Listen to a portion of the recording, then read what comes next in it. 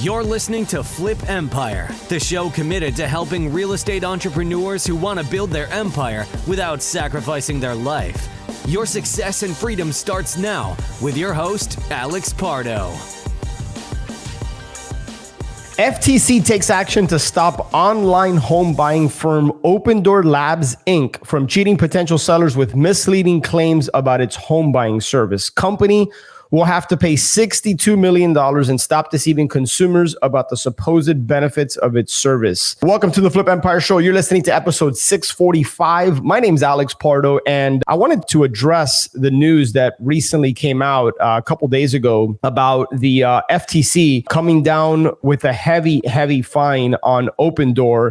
And ironically, actually, just last week, I got in the mail a direct mail piece from Opendoor offering to buy the home that we just bought late last year. So I'm going to go ahead and dissect this marketing piece, and I'm going to share my thoughts with this particular situation with Opendoor and the FTC, what it means for you as a listener of the podcast show. Most likely you are an active, successful real estate investor, whether you're a home buyer in the residential space or you transitioned into commercial, or maybe you just started with commercial. Either way, I think there's a lot we need to pay attention to it and draw from this situation with Opendoor, which is one of the big quote unquote iBuyers. So I'm going to go ahead and read to you the first paragraph, and I'm going to keep this short and sweet. And I'm going to dive right into, again, what this means for you as a home buyer, as a wholesaler, as a fix and flipper, just a real estate investor in general. The Federal Trade Commission today took action against online home buying firm Opendoor Labs, Inc. for cheating potential home sellers by tricking them into thinking they could make more money selling their home to Opendoor than on the open market using the traditional sales process. The FTC alleged that Opendoor pitched potential sellers using misleading and deceptive information, and in reality, most people who sold to Opendoor made thousands of dollars less than they would have made selling their homes using the traditional process.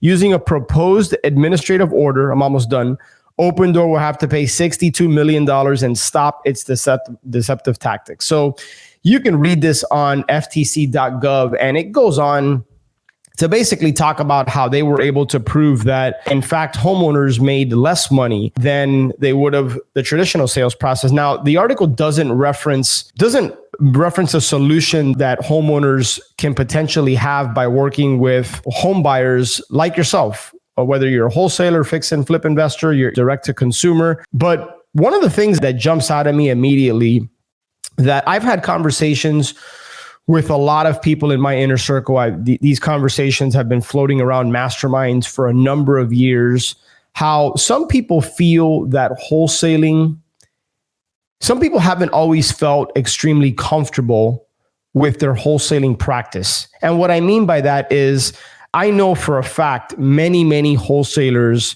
feel some type of way about the fact that they don't disclose to homeowners that they're not the actual end buyer, that they're not the ones. In fact, most wholesalers, I shouldn't say most, many wholesalers I know contract properties and don't have the funds available to close on that property if they're not able to find the buyer. In other words, they don't have the capability. I'm not even going to say they don't have the resources, because I always believe that, being resourceful is one of the greatest resources, and that if it's a deal, you will always find the money for it. But the fact that they don't have the ability to close on that, if they're not able to find a buyer, puts them in a precarious situation. And I think for many, wholesaling has felt misaligned with their core values. In some cases, they have felt misalignment with integrity.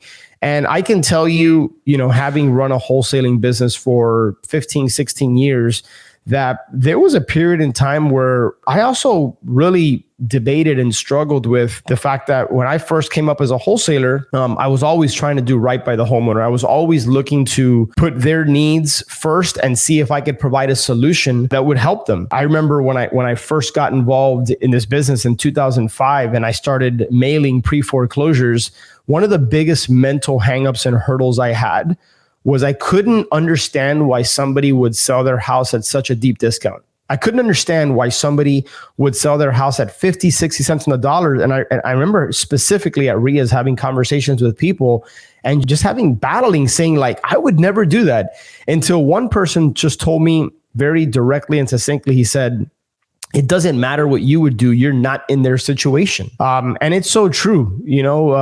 Things happen in people's lives. There's circumstances, there's challenges that people sometimes are faced with. And it maybe makes sense for them to exchange equity for convenience and speed. And I think that's what a lot of wholesalers offer. They are able to purchase properties at a discount, and that homeowner is exchanging some value in the form of a discount in order to get speed and convenience. And I think this goes, one of the key words that jumped out at me when I read this FTC article about the $62 million fine on Opendoor is Opendoor's sales process. Now, I've never contacted Opendoor, but I'm holding in my hands right now a direct mail piece from Opendoor, and at the top it says your estimated offer. And it's interesting, they give you a range of what they feel your property's worth, and it's about $150,000 range, which I think is interesting because whenever I've always talked to investors, whenever you're not able to get a price from a homeowner, you always want to ballpark it. You want to range it, and you want it to be a big range because you don't want to shoot yourself in the foot and potentially turn them off. It says, check out your estimated offer at opendoor.com. And the headline basically says, sell your home directly to Opendoor. And then it's got a very simple 3-step diagram in the middle. What I like about this mail piece is that I can read it in less than 15 seconds. I understand exactly what they're trying to do. They dummy it down. They've made it very simple. And it says, dear homeowner, it uses my name. It uses my last name, actually. It says, dear Pardo, selling a home isn't easy, but it can be. At Opendoor, we help you avoid the prep work, showings, and unexpected cost of a traditional sale.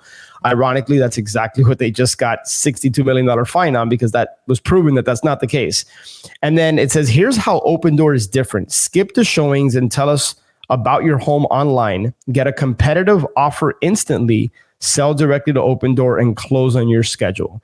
So one of the things I do like about this piece, despite their deceptive practices, which obviously I don't endorse and I'm completely against, is that at least in the mail piece, they've made it very simple. They've dummied it down. So I do think there's something that we can draw from that. And one of the things that I used to do is I built a large marketing swipe file with direct response copy. So I can not only understand what competitors are doing, but so that I could draw inspiration from some of the things that I think would connect with homeowners. And one of the things I did is I would show these pieces to my mom, my aunt, my grandmother. I would show it to women in my family. And I'd say, if you were thinking potentially about selling your home, what instantly hits you about this piece? Does it speak to you? What do you like about it? What do you not like about it? So I encourage you to share your marketing pieces with those in your family, because you might not be your avatar. When I started in 2005, I would never think about selling my house at 50 cents on the dollar, but I wasn't the avatar.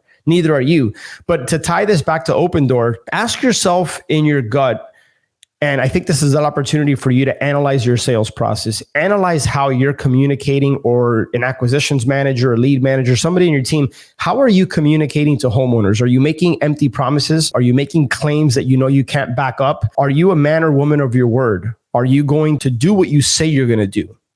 Do you have the ability to close on the property? One of the changes we made many, many years ago is, if there was a tweener deal, if there was a deal that we felt it's tight, like we might have a buyer for it and maybe we could squeeze out a profit, but like maybe not. One of the things we'd do is we'd be so brutally honest with the seller.